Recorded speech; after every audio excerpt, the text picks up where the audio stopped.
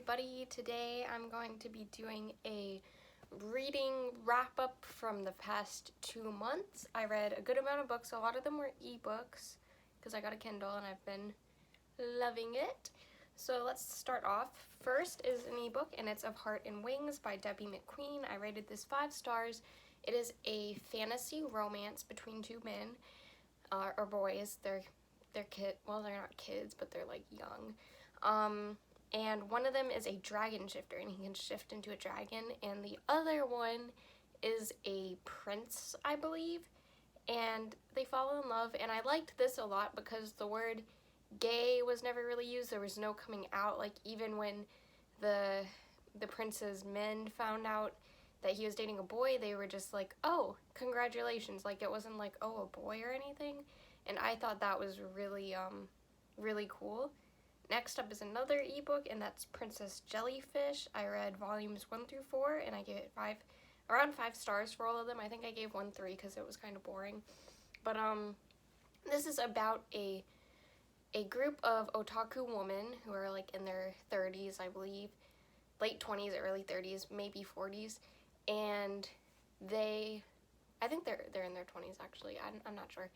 But they live in this apartment complex that is going to be bulldozered over to make land for like new high-rises and stuff. And through this, they come in contact with this girl named, I forgot her name actually, but this cross-dresser who they think is a girl, well, except one of them does. And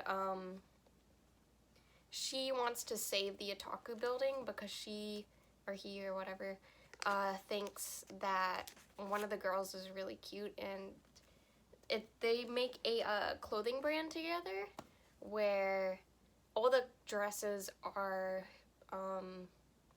based around jellyfish, because one of the otaku's girls' like obsessions is jellyfish. That's why it's called Princess Jellyfish. It's really good. It's really cute. I watched the anime when it came out. I also have a poster over there of the crossdresser, and I believe Tsukimi is the main character's name. Next up, we have a physical book, and that is Project Hail Mary by Andy Weir. I don't know. I loved this. It was so good. It's about this guy, and he wakes up on this spacecraft in another solar system, and he's all alone. And it's just about him trying to figure out why he's there, and it shows flashbacks and stuff. I gave this 5 stars. I thought it was great. I mostly gave it 5 stars because I really liked the ending. I thought it was cute. And yeah, I don't know how to talk much about this book because there's a lot of spoilers in it. But if you've read it, you know Rocky is like the OG. I love Rocky. Next up is Toilet Bound Hanako-kun, which I watched most of this anime, so I picked up the manga. Really cute. It's about a girl who has a crush on a boy, and she decides to visit the spirit in the bathroom named Hanako-san, I believe. But it turns out Hanako-san is actually a boy living in the girl's bathroom, a ghost. He's a ghost, a spirit or whatever. And it's just about all their little crazy adventures together. It's really cute. It's kind of slice of life. Here's some of the art style for you guys. Yeah. Next up, I read Don't Hate the Player.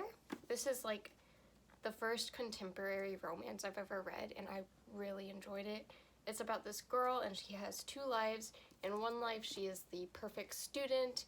She's just a perfect student. And then Pixel.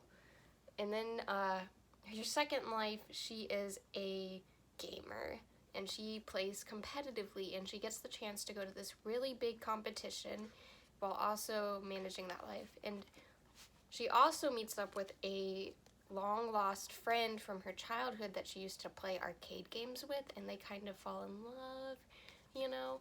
I gave this 4 stars because I hate that romance always has to have like a conflict. Like, I know books are supposed to have a conflict, but they always have like the stupidest conflict that could be easily like changed. Like, you could easily just communicate it out.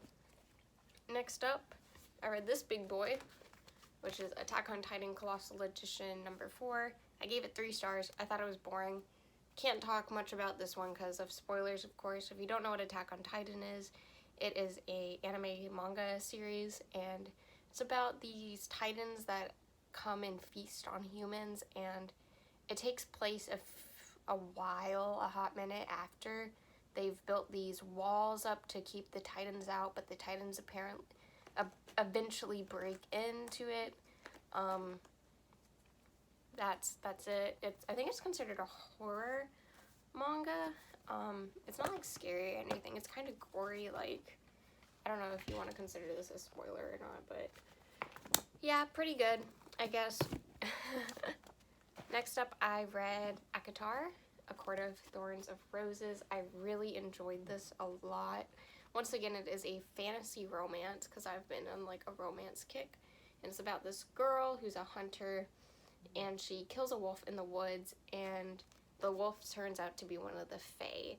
So she gets in trouble for this because of the treaty between the Fae and the humans, and she gets whisked away to, I believe it's called Pyrinthia, and she is living with a high Fae, so he's like, not like a king, but like up there, you know? And they kind of start to get feelings for each other. It's really good. I can't wait to read the second one. I gave this 5 stars. And then the last book I read was Autumn Crow by Cameron Chaney, who is a YouTuber. And I loved this. I gave it 4 stars, mostly because it was a short story collection. I don't know which short story I want to talk about because there's a few, but I think my main one is they used a old YouTube art project. I think that's what it was confirmed to be, as an art project, where it's like that robot woman sitting in a room, and she's got like a blonde bob, she's wearing like a sweater, and she's saying "I feel fantastic," if any of you know what I'm talking about. And I really like that little tidbit. I love like mysterious internet culture and stuff like that. But yeah, those are the books I've read in the past 2 months. I'm almost at my reading goal for the year, and I hope you all have a great rest of your weekend, and bye!